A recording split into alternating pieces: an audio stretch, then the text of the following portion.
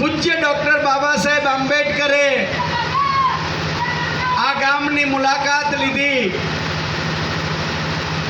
તો અહીંયા આવી અને આપણે પણ તમામ લોકો ધન્યતા અનુભવીએ છીએ, પણ સાથે સાથે એ પણ કહેવા માંગીએ છીએ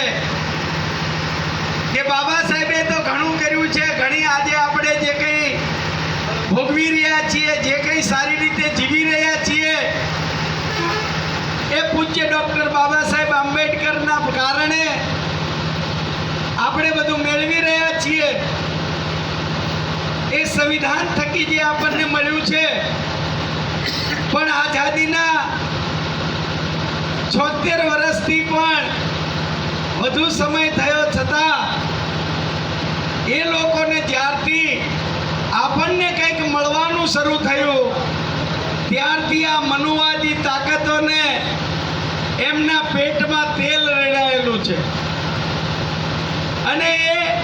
દર વખતે જ્યારે પણ મોકો મળે ત્યારે ષડયંત્ર કરી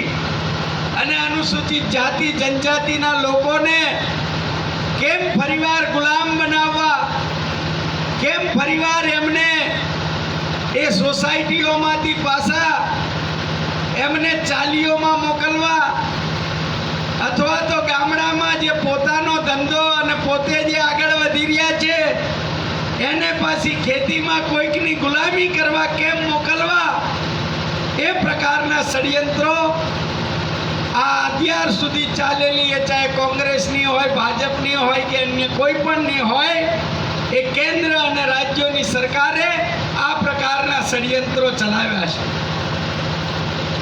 હમણાં જે 1 ઓગસ્ટના દિવસે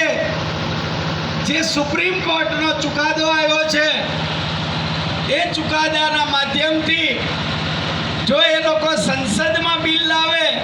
તો આપણને ખબર પડી જાય કે કોણ આપણા હિતેશી છે, કોણ આપણા દુશ્મન છે। એટલે એમને બીજા રસ્તે સુપ્રીમ કોર્ટના માધ્યમથી અનુસૂચિત જાતિના લોકોનું રિઝર્વેશન નામ માત્રનું ચાલુ રહે, પણ એ રિઝર્વેશન અનામતનો લાભ આપણી આવનારી પેઢીને ના મળે, એ પ્રકારના ષડયંત્રો એ લોકો સુપ્રીમ કોર્ટના માધ્યમથી કરી રહ્યા છે। પણ આપણે સમજવું પડશે